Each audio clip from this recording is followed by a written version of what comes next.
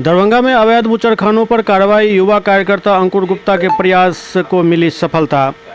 शहर के उर्दू बाजार से लेकर करमगंज मोहल्ले में ललितनारायण सड़क किनारे संचालित अवैध बूचड़खानों पर आखिरकार प्रशासन ने कार्रवाई करते हुए उन्हें बंद करा दिया है। इस कार्रवाई के पीछे बीजेपी के युवा कार्यकर्ता अंकुर गुप्ता के लगातार प्रयास और संघर्ष को अहम माना जा रहा है। बताया जाता है कि अंकुर गुप्ता ने सड़क किनारे खुले में मांस बिक्री और अवैध बूचड़खानों से उत्पन्न हो रही जन समस्याओं को गंभीरता से उठाया था। उन्होंने इस मुद्दे को दरभंगा नगर निगम, दरभंगा जिला प्रशासन के साथ साथ बिहार सरकार तक पहुंचाया। मामला को राज्य के उप मुख्यमंत्री विजय सिन्हा के समक्ष भी रखा गया। उप मुख्यमंत्री विजय कुमार सिन्हा ने इस विषय को सदन में उठाते हुए खुले में मांस बिक्री पर रोक लगाने का ऐलान कर दिया। इसके बाद सरकार ने दरभंगा सहित पूरे बिहार में सड़क किनारे खुले में मांस बिक्री पर रोक लगाने का निर्णय लिया। आदेश के बाद दरभंगा में भी अवैध रूप से संचालित बूचड़खानों को बंद करा दिया गया। इसको लेकर कई लोगों ने अंकुर गुप्ता को सम्मानित भी किया। कर दियो सब सब मैटर में होना ना चाहिए। भाई खाओ भाई, सब आदमी मिलके सब कह के खा के को मिठाई का ये मिठाई सुबह तुम खाते रहो अभी सब आई के दिन खाया जाएगा यार, आई के दिन खाते रहेगा। अभी निकलाइए सब आदमी खाओ खाते जाओ। आप बिल लीजिए, इतना बड़ा फैसला है।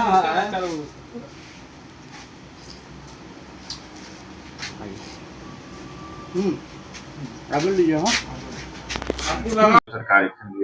सबसे पहले तो मैं समस्त मिथिला की ओर से बिहार के उप मुख्यमंत्री और नगर विकास मंत्री माननीय श्री विजय सिन्हा जी को समस्त मिथिला की ओर से धन्यवाद देना चाहता हूं कि जब मैंने उनके समक्ष इस बात को रखी, जब उनका दरभंगा आगमन हुआ था, इसकी लड़ाई मैं कई वर्षों से पहले से भी कुछ लोग लड़ रहे थे, लेकिन 2023 से जब मैंने देखा कि नहीं, इसको मुझे अपनी एक मुहिम बनाकर इसकी लड़ाई लड़नी है कि ये दरभंगा का जो मुख्य सड़क है, जो दरभंगा एक सौंदर्यीकरण के नाम से जाना था, मिथिला की पवित्र धरती, माँ जगत जननी सीता की धरती है, उस धरती पर इस तरह खुलेआम अवैध बूचड़खानों का संचालन हो रहा है और नगर निगम से ठीक 500 मीटर की दूरी पर।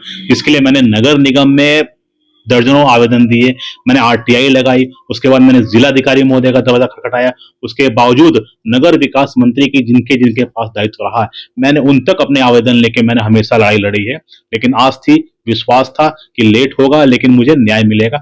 जब हमारे बिहार के उप मुख्यमंत्री माननीय विजय सिन्हा जी दरभंगा आए और बुद्धिजीवी के साथ उन्होंने बैठक की, तो मुझे जिला अध्यक्ष के द्वारा बोलने का अवसर प्रदान हुआ। तो मैंने अपनी बातों को वहां रखा कि हमारी 3 प्रमुख सड़कों में 2 सड़कों का विकास हो रहा है। एक सड़क पर हमारे हिंदू के साथ साथ वहां के जितने भी मुस्लिम भाई लोग हैं, वो लोग भी जाने से कतराते हैं। क्यों? वो लोग भूल चुके हैं कि हमारे दरभंगा में एक सड़क है, वहां खुले में जो टांग कर जो मांस की खुलेआम प्रदर्शनी करके बेचा जाता था, इसमें लोगों का, बच्चों का परीक्षा पड़ता था, उसमें परीक्षा देने आते थे, तो वो देश को देखकर वो एग्जाम देते थे कि वो दिन भर आके यहाँ उल्टियां करते थे। वहां किसी मुस्लिम समुदाय के यहाँ कोई पार्टी फंक्शन होता था, वहां लोग, हिंदू लोग जाने से कतराते थे। वहां कोई उद्योग व्यापार नहीं लगता था। तो मेरा लड़ाई था कि मुझे उस रोड पर से उस अवैध बूचड़खानों को हटाना है और नगर निगम के द्वारा मात्र 40 ही लोगों को, वो भी उसमें भी मीट का लाइसेंस है और क्या कहते हैं मुर्गे का लाइसेंस है, और मात्र 27 लोगों को लाइसेंस दिया गया है। लाइसेंस दिया गया, गौ हत्या की लाइसेंस नहीं दी गई है। उन्हें बड़े का मांस बेचने का जो भी, तो उसे स्लेटर हाउस जो बीघा का बीघा जमीन है जिसे कब्जा करके रखे हो, उस वहां पर इस मुख्य सड़क से हटाया गया है।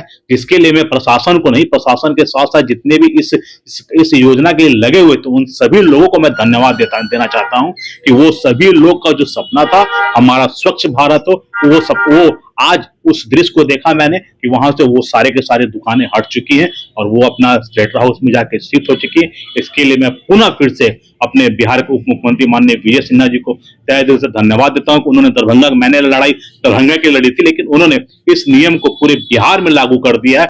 इसके लिए वो धन्यवाद के पात्र है। हम चाह रहे हैं, हम देख रहे हैं कि जो यूपी मॉडल है वो हमारे बिहार में भी वो मॉडल लागू हो रहा है। तो मैं इस बात के लिए मैं तहे दिल से आभार प्रकट करता हूँ माननीय विजय सिन्हा जी के लिए।